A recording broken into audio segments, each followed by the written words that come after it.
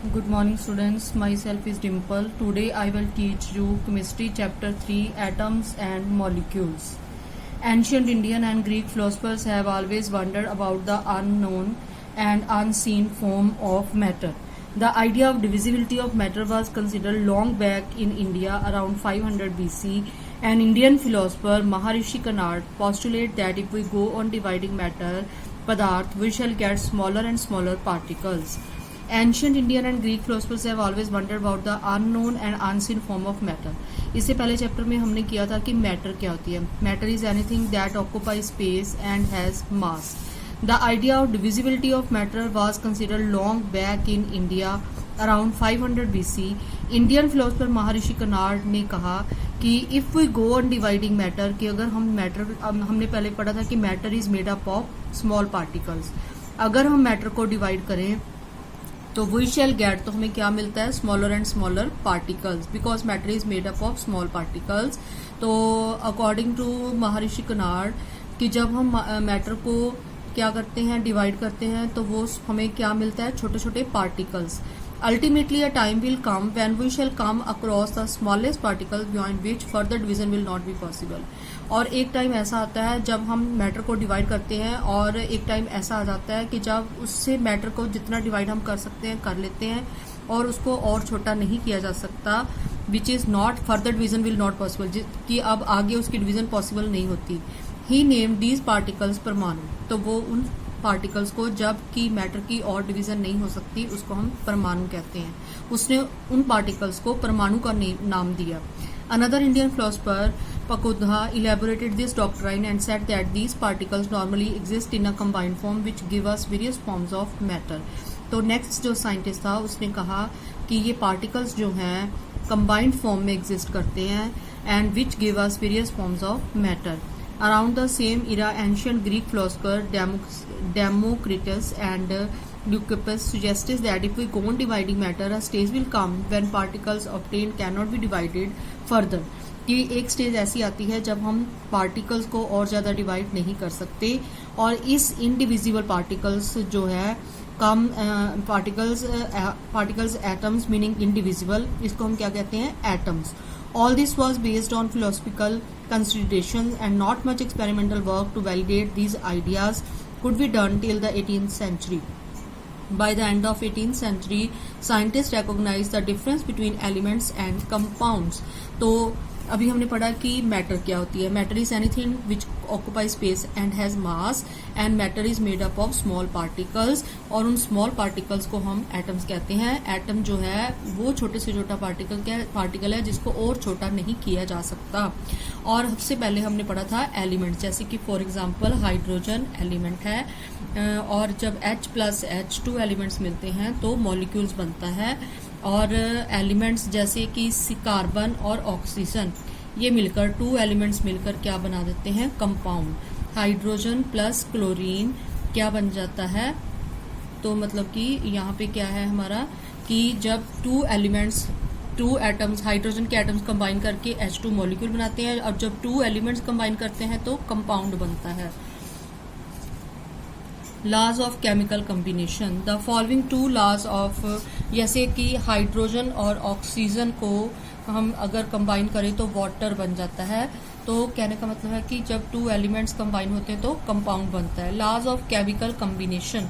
The following 2 laws of chemical combination were established after much experimentations by Lavoisier and Joseph L. Proust. तो next first topic था कि atoms क्या होते हैं. Atom होते हैं स्मॉलेस्ट पार्टिकल्स जिनको हम और छोटा नहीं कर सकते, जिनकी और डिवीजन पॉसिबल नहीं है. वो छोटे से छोटा पार्टिकल जिसको और ज़्यादा डिवाइड नहीं किया जा सकता, उसको एटम कहते हैं. नेक्स्ट टॉपिक है law of conservation of mass. Is there a change in mass when a chemical change take place. क्या मास में कोई चेंज आता है जब कोई केमिकल रिएक्शन होती है. इसको हम एक एक्टिविटी के थ्रू समझेंगे. Take one of the following sets X and Y of chemicals. तो हमने एक केमिकल्स लिए हैं X and Y. First copper sulphate, sodium carbonate, barium chloride, sodium sulphate, lead nitrate, sodium chloride. Prepare separately 5% solution of any one pair of substance listed under X and Y in water. तो इनमें से कोई सा एक pair लेके हम उसको water में डालेंगे. Take a little amount of solution of Y in a conical flask and some solution of X in an ignition tube. तो यहाँ पे हम क्या करेंगे, solution prepare 5% solution of any one pair of listed under x and y in water, take a little amount of solution of y, थोड़ा सा solution y का हम कॉनिकल फ्लास्क में और सम सोल्यूशन ऑफ x हम इग्निशन ट्यूब में लेंगे। Hang the ignition tube in the flask carefully, see that the solution do not get mixed. और उसको और नीचे भी हमने सोल्यूशन जो है वो लिए हैं, तो हमने ये देखना है कि सोल्यूशन जो है वो सोल्यूशन y लिया है और ये सोल्यूशन मिक्स नहीं होने चाहिए। Hang the ignition tube in the flask carefully, see that the solution do not get mixed, put a cork on the flask, way the flask with its contents carefully. और हम इस flask को क्या करेंगे, इस पूरी फ्लास्क को हम वेट कर लेंगे। और यहाँ पे हमने सोल्यूशन y लिया है और इसमें हमने क्या लिया है, सोल्यूशन x, और इसको वेट करेंगे। इसमें हमने x सोल्यूशन लिया है और बाहर हमने y सोल्यूशन लिया है। और now tilt and swirl the flask so that the solution, उसके बाद पहले हमने सोल्यूशन को मिक्स नहीं किया और वेट किया, उसके बाद मिक्स करके वेट किया। What happens in the reaction flask? Do you think that a chemical reaction has taken place? Why should we put a cork on the mouth of the flask? Does the mass of the flask and its contents change? क्या mix करने पर इसका mass change होगा? नहीं होगा। जितना mass weight पहले था मिक्स करने के बाद भी उतना ही फ्लास्क का वेट रहेगा। तो law of conservation of mass states that a mass can neither be created not destroy in a chemical reaction. तो law of conservation of mass की डेफिनेशन क्या है कि दैट मास कैन, की मास को ना तो क्रिएट किया जा सकता है और ना ही डिस्ट्रॉय किया जा सकता है इन अ केमिकल रिएक्शन।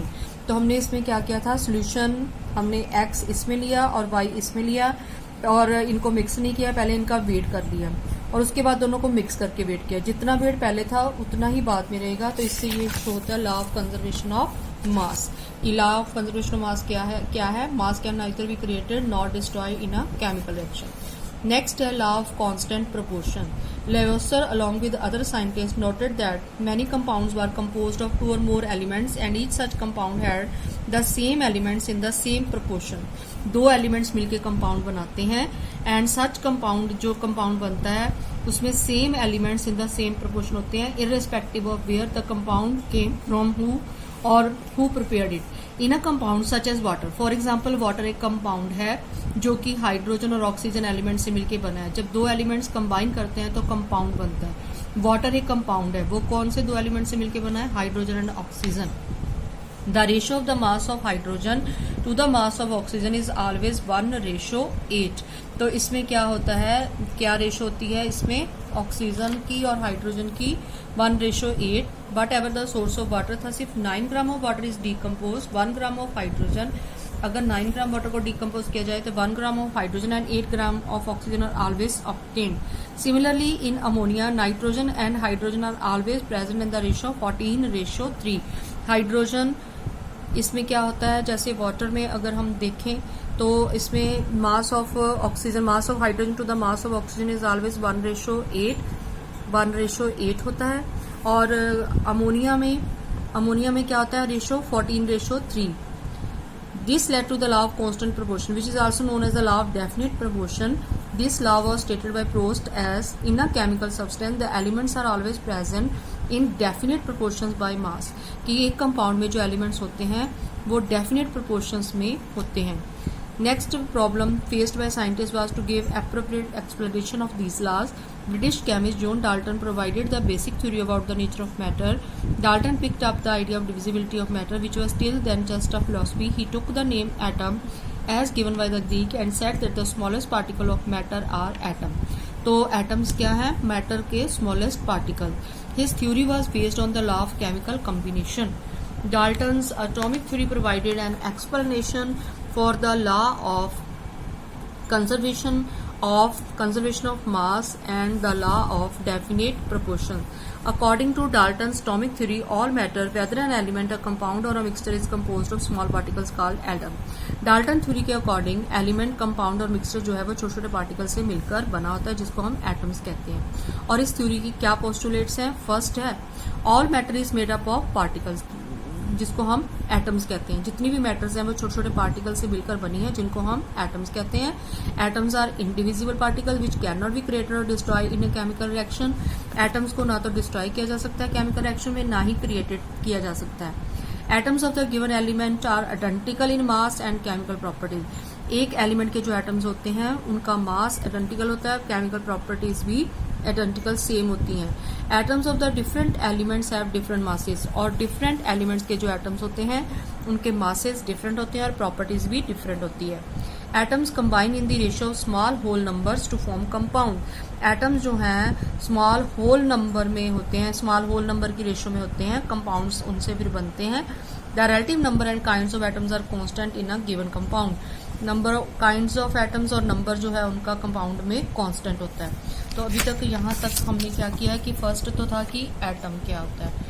एटम जो है, मैटर क्या है पहले तो, matter is anything which occupy space and has मास, और जितने भी मैटर्स होते हैं वो छोटे छोटे पार्टिकल से मिलकर बने होते हैं जिनको हम एटम कहते हैं। एटम क्या होता है? एटम वो स्मॉलेस्ट पार्टिकल है जिसको और छोटा नहीं किया जा सकता। ये छोटे से छोटा पार्टिकल है जिसको और ज्यादा डिवाइड नहीं किया जा सकता। नेक्स्ट हमने किया law of chemical combination. Law of chemical combination क्या होता है कि जैसे यहाँ पे हमने एक्स एंड वाई सोल्यूशन दिए हुए हैं, जैसे ये फर्स्ट पेयर दिया है, ये सेकंड एंड थर्ड, इसमें से हम कोई सा भी एक पेयर लेते हैं। जैसे कि फर्स्ट अगर हम पेयर लेते हैं copper sulphate and sodium carbonate, तो यहाँ पे कॉपर सल्फेट हम लेते हैं और इग्निशन ट्यूब में, और यहाँ पे कॉपर कार्बोनेट लेते हैं, और इस पूरी फ्लास्क का हम वेट करते हैं। इसको मिक्स नहीं करते, हम पहले वेट कर लेते हैं। उसके बाद फिर इसको खोल के हम इसको दोनों सोल्यूशन को मिक्स करके वेट करते हैं। जितना वेट पहले था उतना ही बाद में होगा। तो ये क्या है? Law of conservation of mass. Next है लॉ ऑफ कांस्टेंट प्रोपोर्शन हमने किया है। लॉ ऑफ कांस्टेंट प्रोपोर्शन में हमने क्या पढ़ा है कि in a compound such as water, जैसे कि फॉर एग्जांपल वाटर है, उसमें हाइड्रोजन, वाटर किससे मिलके बना है? हाइड्रोजन और ऑक्सीजन से। और उसमें हाइड्रोजन और ऑक्सीजन की क्या रेशो होती है? 1:8, और ये फिक्स होती है। इसी तरह अमोनिया में नाइट्रोजन और हाइड्रोजन की क्या रेशो होती है? नाइट्रोजन एंड हाइड्रोजन की रेशो होती है 14:3, और ये फिक्स होती है, और ये होल नंबर में होती है ये रेशो। और उसके बाद जोहन डाल्टन के पोस्टुलेट्स हैं कि all matter is made up of very tiny particles called atom. जितने भी मैटर हैं वो एटम से मिलके बने होते हैं। एटम को और छोटा नहीं किया जा सकता, ना ही इसको क्रिएटेड किया जा सकता और ना ही डिस्ट्रॉय किया जा सकता है। Atoms of the given element, जो एक एलिमेंट के एटम्स हैं वो आइडेंटिकल होते हैं, सेम होते हैं, उनकी प्रॉपर्टीज भी सेम होती हैं। और डिफरेंट एलिमेंट्स के एटम डिफरेंट होते हैं, उनकी प्रॉपर्टीज भी डिफरेंट, केमिकल प्रॉपर्टीज डिफरेंट होती हैं। एटम्स जो हैं वो होल नंबर की रेशो में होते हैं जब कंपाउंड बनता है, और relative number and kind of atoms are constant in a given compound. और काइंड्स ऑफ एटम्स और नंबर ऑफ एटम्स जो है वो कांस्टेंट होता है कंपाउंड में। तो व्हाट इज एटम?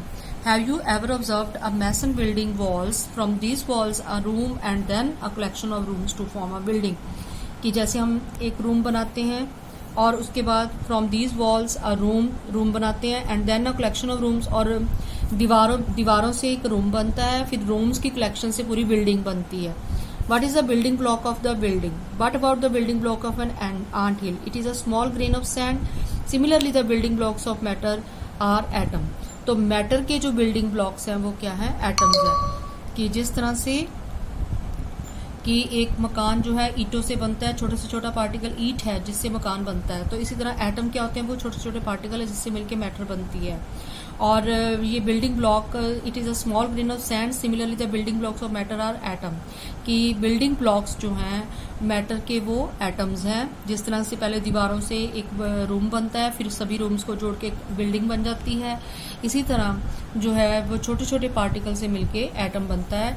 एटम्स क्या होते हैं? बिग होते हैं। एटम जो है वो बहुत ज़्यादा स्मॉल होते हैं, इतने ज़्यादा छोटे होते हैं कि हम इनको और छोटा नहीं कर सकते, इनको और ज़्यादा डिवाइड नहीं कर सकते। ये बहुत ही छोटे पार्टिकल्स हैं।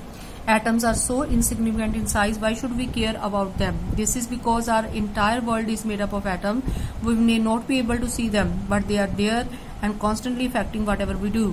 Through modern techniques, we can now produce magnified images of surfaces of elements showing atom.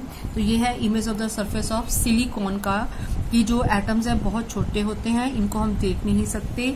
जितने भी मैटर हैं वो छोटे छोटे पार्टिकल से मिलके बने हैं जिनको हम एटम्स कहते हैं। और ये यहाँ पे कुछ एलिमेंट्स के सिंबल दिए हुए हैं डाल्टन ने जो प्रपोज किए हैं, जैसे कि हाइड्रोजन का सिंबल, फॉस्फोरस का, कॉपर का, ये सभी कुछ एलिमेंट्स के सिंबल हैं जिसको आपने लर्न करना है।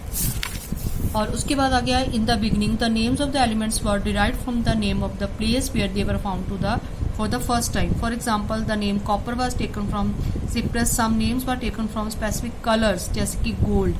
कुछ एलिमेंट्स के नेम जो है वो कलर पे थे, कुछ एलिमेंट्स के नेम जो थे वो जो थे वो जगह पे डिपेंड करते थे, जिस जगह से वो एलिमेंट मिला है उसके नेम से हैं। जैसे कि यहाँ पे दी हुई है examples, hydrogen, aluminium, Al and not Al। और जब भी हमने किसी एलिमेंट को लिखना है तो फर्स्ट लेटर कैपिटल लिखना है, सेकंड स्मॉल। जैसे कि एल्यूमिनियम को अगर हमने लिखना है तो A capital L small, aluminium, not Al, दोनों लेटर कैपिटल नहीं लिखने। इसी तरह कोबाल्ट CO है, और ऐसे लिखेंगे तो C और O अगर दोनों कैपिटल लिखेंगे तो कार्बन मोनोऑक्साइड बन जाएगा। जब भी हमने एलिमेंट लिखना है फर्स्ट लेटर कैपिटल और सेकंड स्मॉल होना चाहिए।